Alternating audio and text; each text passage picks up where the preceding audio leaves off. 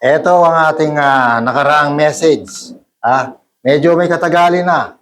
Ilang buwan na rin na nakakaraan na sinabi ko to sa udyok ng Espiritu Santo. Kaya ako naman nasasabi to dahil isinusulat ko to at saka ko sasabihin dahil nga may nararamdaman ko ang Espiritu ng Diyos. Hindi lang, actually ordinary na ngayon yan. Sa lahat ng naniniwala, alam na nila yan.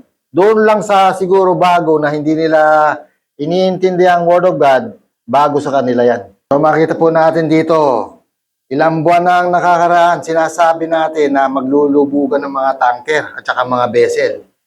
Ngayon, ilan na? 15 na ang mga tanker at saka iba't ibang vessel na lumulubog dyan sa Middle East.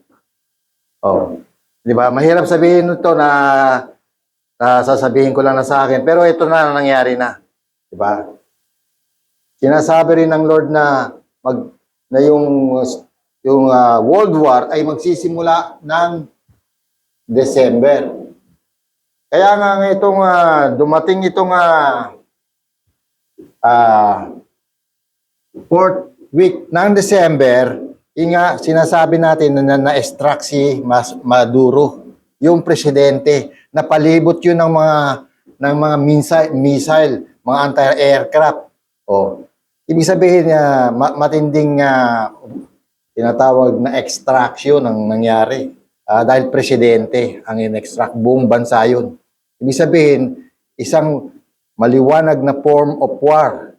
Dahil si Maduro, hindi yan tinatawag na ordinaryong presidente, dahil yan ay equal ng Saudi sa dami ng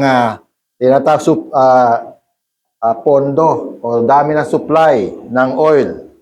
Kaya ibig sabihin malaking significance o alinsunod na pangyayari sa daigdig sa ating mga panahong mangyayari. At diyan sinasabi rin natin na ang magkakaroon ng gera diyan sa Middle East na umaatikabok. Yun. Sinasabi ng Lord na patuloy na mangyayari. Kaya hanggang ngayon, mula nung sinasabi natin yan, nangyari na nung una pa, at sinasabi naman ng Lord na mahabang patuloy na mangyayari. Kaya ngayon, hanggang ngayon, nangyari yan na may mga presidenteng mamamatay. Yan. Yan yung ibig sabihin yan. Biro mo, presidente ng Iran, namatay na. Ngayon niya, hinahanap ng tao si Netanyahu dahil hindi nagpapakita Baka tinamaan na rin ng missile. Hindi ko alam yan, pero may prophetic na ganyan ang Lord. Bago pa lang magsabi na magkakaroon ng World War, yan na ang mga nauna. Bago pa pinaramdam sa akin ng Lord na magkakaroon ng World War. Yan. Kasi ngayon, ang Amerika at saka ang NATO ay hindi na sila friendly. Meron na silang tinatawag na separate intentions. So, yun po ang sinasabi ko noong una pa lang. Sinasabi ng Lord na ang war ay magsisimula by 3rd and 4th week of December. So, nangyari nga yan kay extract ni Maduro, 3rd week. Nagpapasok ang 4th week ng December. Diyan nag-start ang gera. Parang natauhan ng Iran, nagkaroon sila ng mga idea na hindi na sila safe sa Amerika. Kaya nagpondo na sila ng mga pangunahing mga nila. Nag-prepare na sila dahil alam nila sila na susunod. So yun ang, ko lang yung personal idea ko. Pero ito sinasabi dito ng Lord na sinulat ko na mag-i-start ang World War by the tinatawag na end of December. Nagsimula nga doon sa panahon na ma-extract yung presidente ng Venezuela. Tapos nangyari na nga, di ba? Nangyari na yung gera. Ngayon, sa pangyayaring yan, nagsabi na ang Lord sa akin, medyo hindi ko lang na mahina ang ko noon, magulo ang message ko, magulo ang signal ng ko. Pero sinasabi ko, mawiwiri, sinasabi ng Lord na yung mga American base, mawiwiri. Parang sila yung mawiwiri, ano ba ibig sabihin yung wiri? Mag-aalala sila. Bakit? Kasi nga napaghandaan sila ng Iran. Ayan ang nangyari.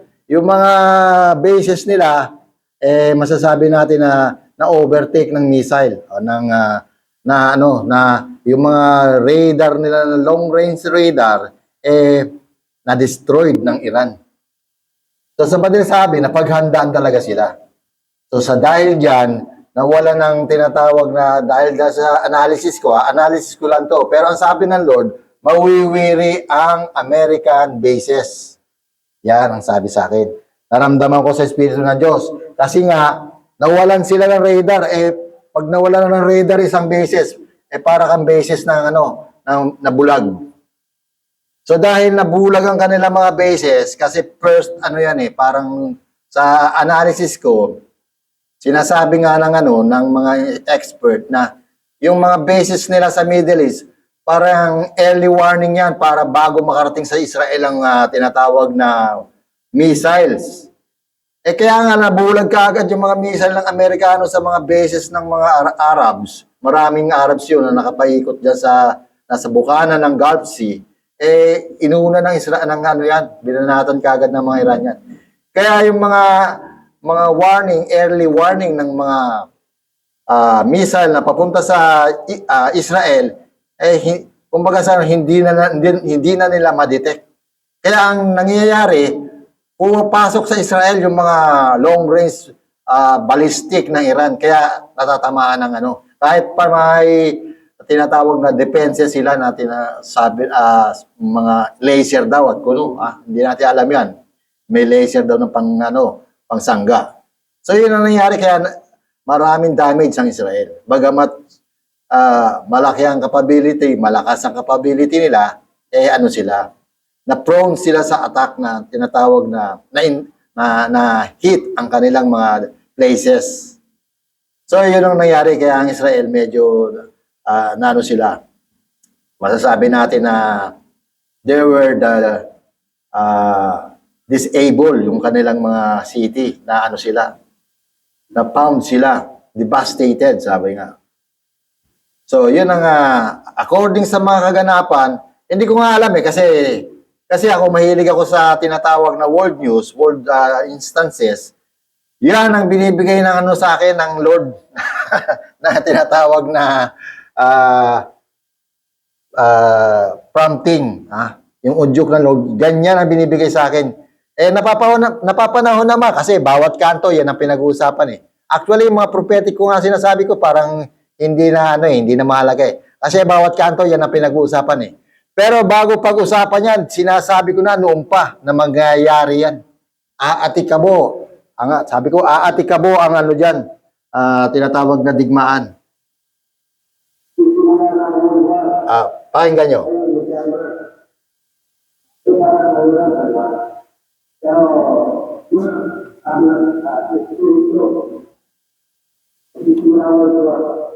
Pero ang Amerika dito sa masyadong doon dito sa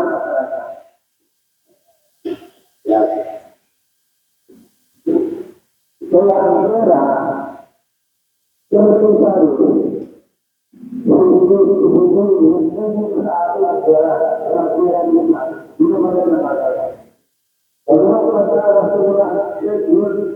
Ayan, sinasabi ng Lord, sabi ko pa ulit-ulit, dito sa Asia, sa ating banda, dito sa West Philippine Sea, bagamat very volatile ang sitwasyon dito sa atin, talagang nakikita na halos maggegera. Ayan, Japan, Philippines, kasama na yung mga Korea, nakikita talaga na konting saltik lang, maggegera talaga. Pero sinasabi ng Lord sa akin, walang gera. Biruin mo yan, sinasabi, positive ako dahil naramdaman ko ang Espiritu ng Diyos. Sinasabi sa akin ng Lord, ng Espiritu ng Diyos, walang gera sa Pilipinas. O meron ba? Di ba nauna pa ang gera sa Middle East? Dati, halos walang doon. Pero ngayon, biglang umatikabo ang gera. Ito, pakinggan natin yung prophetic. sa atin sa Pilipinas, hindi tayo makakatulong na ito kung ito. Doon sa mga gusto sumali sa niya, sana, wala sila ng mga lokal na magsasalaan sa kanila. Yun, pero ang Pilipinas,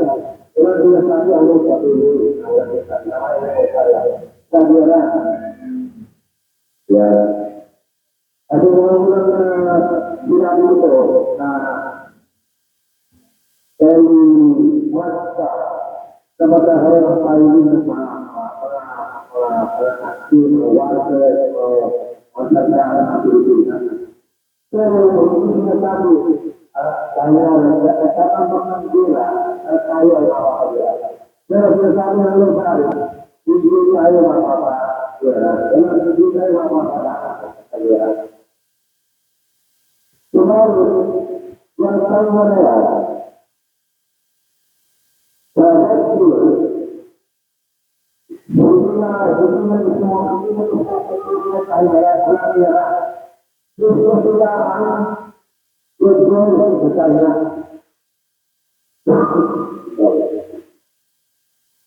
So, sinasabi natin sa prophetic na to, ito, kasi prophetic to dahil di pa nangyayari, na yung China at saka Taiwan, hindi magigera yan. Sinasabi ng Lord sa akin. Kasi yan Taiwan, sinasabi ng Lord, sila mismo ang mag-join sa China. Last year ko pa sinasabi yan. Inulit lahat ng natin ngayon ang prophecy. Give praise tayo sa Lord sa prophetic na to. Sila ang join na sa China. Yun ang sinasabi. Hindi ko alam kung paano, pero sila ang join sa China. Hindi nagigera yung Taiwan na yan sa China. Sila na mismo ang sasama sa China. Siguro magiging peaceful yan China dahil nakita, comment ko lang to dahil nakita nila ang American, baba na talaga. Siguro nagdadalawang isip na sila ngayon. Dadaanin nila sa, business, win-win solution. Kasi ang China, business-minded yan mga yan. Innovated yan. Masasayang innovation nila. Walang mananalo. Lost. Parehong lost each every side. No? Magkakaroon ng lost agenda. Yung not win-win. Not win-win solution. So, yan ang sinasabi sa akin ng Lord. Malaking bagay yan kasi peace ng ng region yan. Na hindi. At pero, dahil nga business lang ang mangyayari dyan, siyempre maninigurado yung mga business company dyan na nandiyan dyan sa Taiwan. Nandiyan dyan ang isa sa pinakamalaking producer ng mga semiconductors, yung tinatawag na yung yung semiconductor na gawa ng Taiwan. Nandiyan dyan. So, baka lumipat yan sa Pilipinas. Kasi, Pilipinas kasi peaceful sana. Kaso, ito nga nangyayari, may mga gulo-gulo na nangyayari. Sana wag naman. Para yung mga aalis sa Taiwan, lumipat sa Pilipinas. Kaya, walang gera nangyayari. Pero yung gera, nagkagulyan na makialaman na hindi lang dito na kaya yung hindi lang dito parang aalis sa mga hanggang sa iyo paano sa mga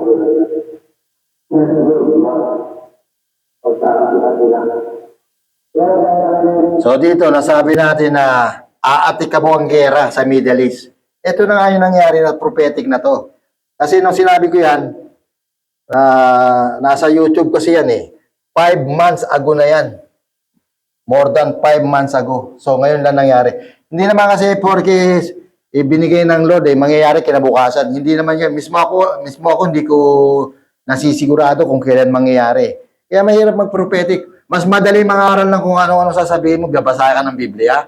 Tapos papaliwanag mo ng kung ano-ano. Si Chiquito at saka si Panchito. Ganun mga kung sino-sinong galing sa mga comedy. Babanggitin mo. Pwede yun. Pero ang prophetic mahirap kasi hindi mo alam kung mangyayari.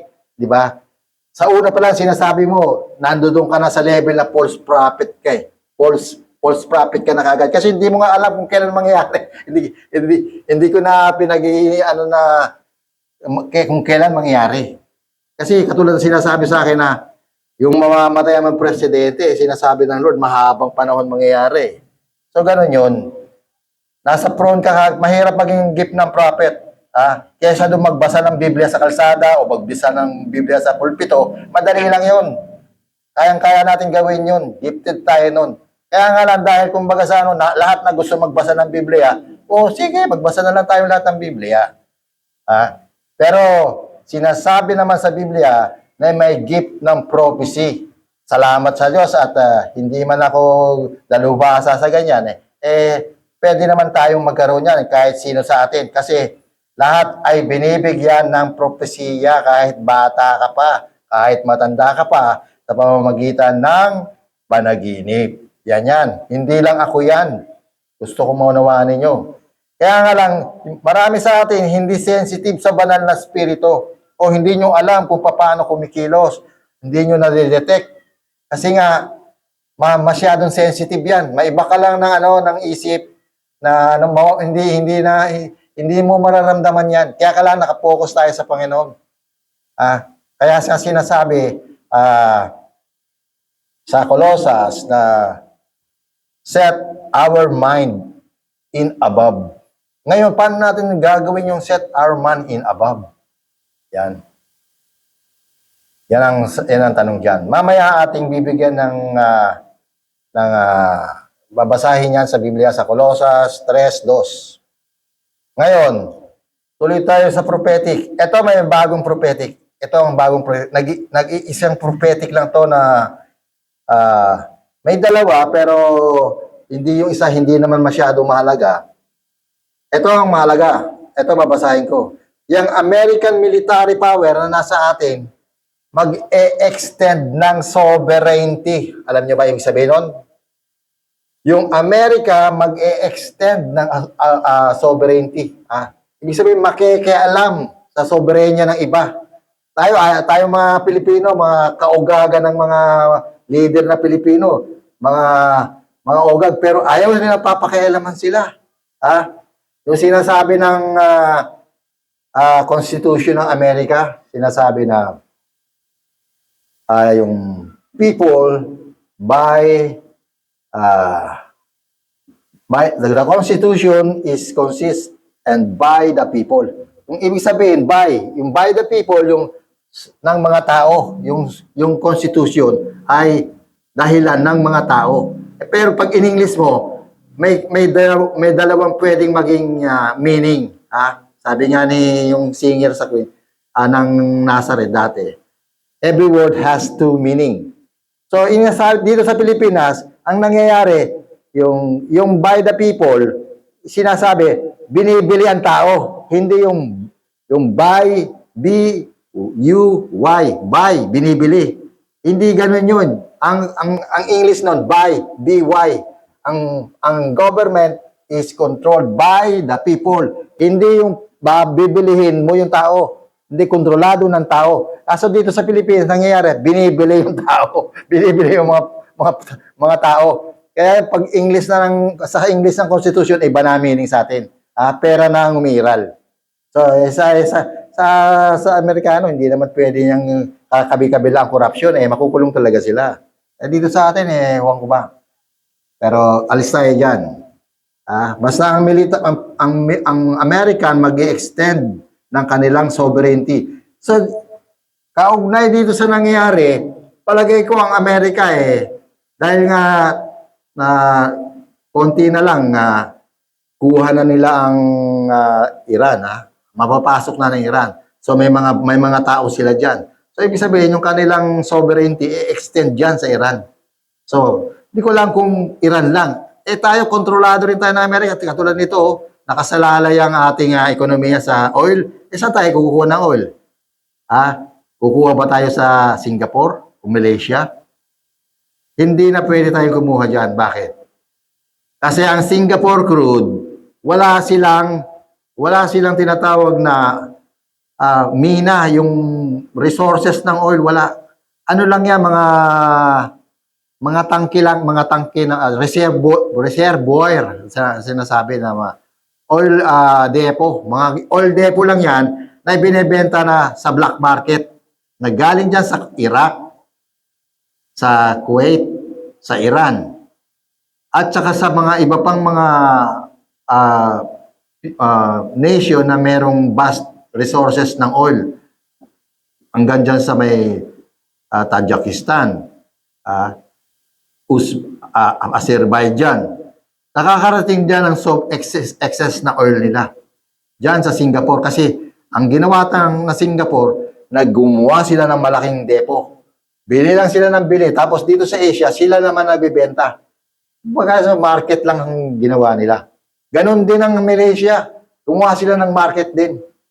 So, yung dalawang yung Malaysia, magkatapat lang yan. Market ang business niyan, oil market.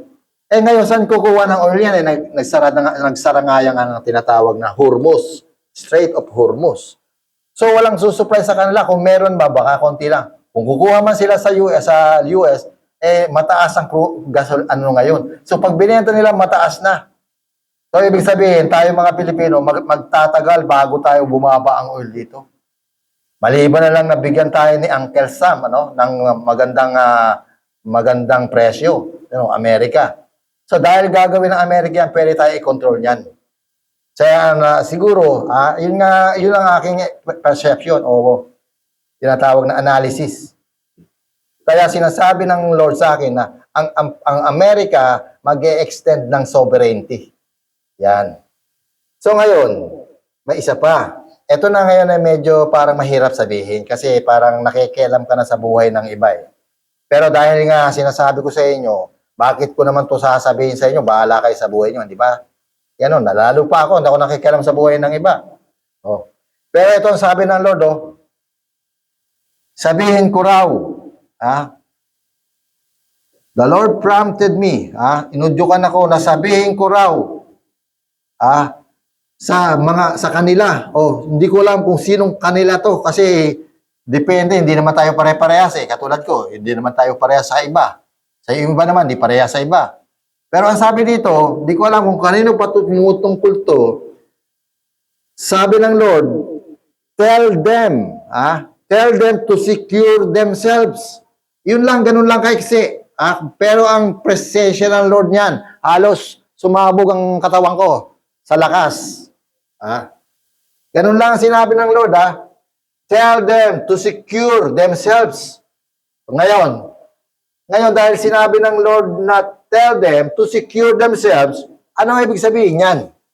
Yan. Dahil yan, parang na to parang analysis na to. Hindi lang ako pwedeng magbigay ng sarili kong analysis dito. Basta sinasabi ko to. Ano ibig sabihin ng tell them to secure themselves?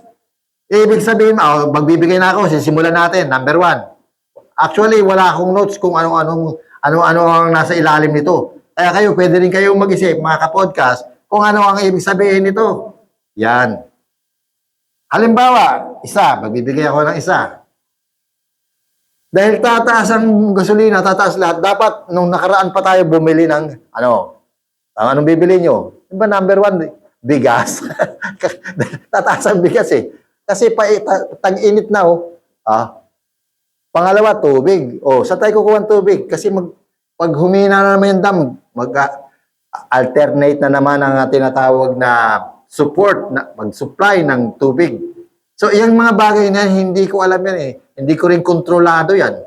Kaya nga lang, doon sa sinasabi ng Lord na tell them to secure themselves, diyan papasok yung mag-isip-isip kayo, wag lang kayong magkwentuhan. Nasa panahon tayo ng crisis nga na darating. Hindi ko, medyo late na sa tingin ko kasi nung nakakaraan ko pa sinasabi to So, ngayon, dahil nasabi ko to, sinasabi ko sa inyo, mag-isip na kayo kasi mag-uunahan ng mga commodities. Baka mawalan kayo, hindi kayo makabili. Ako, nag-advise na ako kasi binigay sa atin to, mapalad tayo, sino man bibigyan ng Diyos ng kaisipan kung ano man ang pangangailangan niya. Di ba? So, ganun yan. Actually, ako nga, ang motor ko nga, hindi naman, wala naman akong sasakyan, di ba? Iisang motor ko, luman-luma na, hindi ko na pinapalitan. Maandar pa naman, nakakarating pa naman ng Almar, okay lang. Bumili nga ako ng dalawang litro, ano ba yan? 2 container na gasolina dahil nga sa prophetic na to. Imagine mo. Ako mismo na hindi ko kailangan ng gasolina. Bumili na ako, tignan mo ngayon, ilang patong na ang gasolina. Samantalang binili ko nung nakaraan, 52 lang. Magkano na ngayon ang gasolina? Nasa 65 na. Ang pumapalo na sa tinatawag na 80. So, maganda may mabibili pa. Katulad ngayon. talagang sineryoso na ng Kanu yung yung Cards Island. Yung Cards Island na yan sa Iran, yan ang nandiyan dyan yung kanilang tinatawag na mga ah, oil wells, yung oil well, yung parang nagdi-drilling, yung kanilang ah, petro yung producer nila ng oil nandiyan dyan sa Cards Island, dyan sa bukana ng Hormuz. Ngayon binomba ng Amerikano. Ayaw sanang bombahin ng Amerikano kasi nga alam niya ang Amerikano ang reflection, ang magiging tinatawag na impact. Ang problema, sinusuplayan ng Iran ang China at saka India. Siyempre may inis ang Amerikano, diba? Sila ang naghihirap tapos ang makikinabang China. Gusto nga nilang i-cornerin ng China. Binomba na nila ngayon. Ngayon dahil binomba nila, gumanti na itong Iran. Binomba na ngayon itong harapan ng Dubai. Napakalaking na yan, sitwasyon. Ako, masasabi ko, ayoko mangyari yan Kasi may mga kapatid ako dyan may mga kamag-anak ko dyan sa Abu Dhabi na yan, Dubai. Actually, dapat nga nandiyan ako ngayon mga kapodcast, baka hindi nyo alam. Dapat nandiyan ako ngayon dahil ako, bibisahan ako. Sabi ko, teka muna, may hinihintay nga kasi akong itong prophetic na mangyayari. Alanganin ako pumunta. O tama yung espiritu ko, hindi ako nagpunta, kundi inabot ako doon. Di sa halip na pinapakiramdaman ko lang ang sasabihin ng Lord, doon, baka mag-alala ako doon. Diba? So, salamat sa Diyos, meron tayong tinatawag na insight na nagmumula sa Panginoon. So, ano pa ang epekto niyan? Yan tinatawag na binibigyan tayo ng ng Lord prompting, ng sabi sa atin, tell them to secure themselves. Ano pa ang gagawin mo? Halimbawa, magbibigay ako ng example. Ikaw, taga dito tayo, sa lugar natin. Lumaki tayo dito. Pero hindi naman talaga tayo tiga dito. Alam naman natin na meron tayong ibang pupunta ng lugar na hindi naman tayo yayaman siguro, pero hindi tayo maguguluhan, hindi tayo maiipit sa hirap. Ano ibig ko sabihin? Abay, habang may pamasahe, habang may barko pa tumatakbo, magbakasyon ka muna. Yun lang sinasabi ko. Kung medyo maluwag-lawag na, bumalik ka. Actually, ayoko mangyari yan Kasi ayoko mawala ng una-una, palengke to. Gusto ko ba mawala ng tao dito? Siyempre, apektado yung mga yung mga nagtitinda dito. Gusto ko ba mangyari yan? Hindi. Kaya nga lang, binibigyan ko ng insight yung bawat isa dahil ibinigay ito ng Lord sa akin. Itong maiksing message na to. Kasi hindi lang naman tayo ang tatamaan yan. Pati malalaking business. Pati yung mga may magagandang trabaho. Yan. Tinatawag na maaapektuhan. Saan maapektuhan? Bakit? Magkakaroon tayo ng economic, dahil sinasabi ng Lord na secure themselves, ito nga ang tinatawag na effect. This event gets a little longer. Mangyayari daw ito, medyo mahaba-haba. Hindi ko alam kung gaano kahaba to, mga 3 buwan, 2 buwan, di ko alam. Basta ang effect nito, ang sabi ng Lord, economic meltdown. Yan. Ano yung economic meltdown? Anong advice ng Lord? Bakit nag-advise economic ng ganito? Kasi magkakaroon daw ng economic meltdown. Ano sa palagay niyo yung economic meltdown? So, binibigay ko sa inyo yung mga yung mga tinatawag na terminology. Una, secure themselves. Pangalawa, economic meltdown. So, related to, kung bakit sinasabi na secure themselves. So, dito sa lugar natin, sa Pag-asa, dito sa Caloocan, masisecure nyo ba ang sarili niyo? Kung mawawalan tayo ng hanap buhay lahat, ayun ba, hindi naman tayo ako, matagal na ako walang hanap buhay. Salamat sa Diyos. Yun ang tinatanong ko, masisecure nyo ba ang sarili niyo? Ngayon, kung may naghihintay sa inyo, nagaganda pa yung tinatawag na sitwasyon, may message nga sa akin ng Lord at sinasabi ko sa inyo, tell them to secure themselves. O ano ibig sabihin yan? Hindi na sinasabi kung ano-ano yan. Kayo na mag-isip kung paano nyo isi-secure yung sarili ninyo. So, ganun yan. Hindi yan masasabi ng mga politician kasi alam mo yung politician, puro pangakong yan butas-butas. Walang ano yan. Walang ano yan. Akala nila yung sitwasyon na to, matatapalan nila. Hindi nila matatapalan to. Dahil worldwide ang effect nito dito sa Asia. Wala mang mga, hindi man tayo tinamaan ng bagyo. Hindi naman tayo tinamaan ng lindol. Pero eto na yung darating. Nagtataka ako, sabi ko, napaka-peaceful ng Caloocan, napakaswerte natin. Wala tayong calamity na katulad ng iba na nabibiyak ang mga lupa, kinakain sila ng dagat ng mga ilog. Pero tayo, kako, walang calamity. Pero eto na, dumating na, darating na. Kaya unahan na natin dahil meron tayong guide ng Lord. Yan, sabi ko sa bawat isa. Tell them to secure themselves. Yan ang sabi ng Lord. Sinabi sa akin. Ngayon nga, sabi pa ulitin ko, hindi ko alam kung paano natin, kanya-kanya tayong security. Basta ang Lord nag-a-advise. Kaya kung papakinggan nyo, o hindi, kumbaga ang sa akin, ginawa ko lang yung aking tinatawag na maliit na part. Maliit lang tong part na to sa akin. Hindi to malaki kasi wala naman ako may tutulong. Maliit lang na part sa akin to. Pero kayo na nandito, pag dumating ito na nahuli kayo sa sitwasyon, mahirap na kayong gumalaw. So, habang maaga, magdesisyon kayo ayon sa sinasabi ng Lord. Kailangan nyo ang Lord ngayon, hindi pwedeng akala nyo, sarili nyo lang, sinasabi ko palagi. Hindi natin hawak ang bukas. Ang bukas ay hawak ng Diyos. Pinababayaan niya lang ang tao na mabuhay. Kung mabubuhay tayo ng 3 araw, mabubuhay na 3 taon, 30 taon, o kung mabubuhay ka na 3,000 taon, pababayaan ka lang ng Diyos. Pero darating yung tinatawag na pagkatapos niyan, after death, judgment na.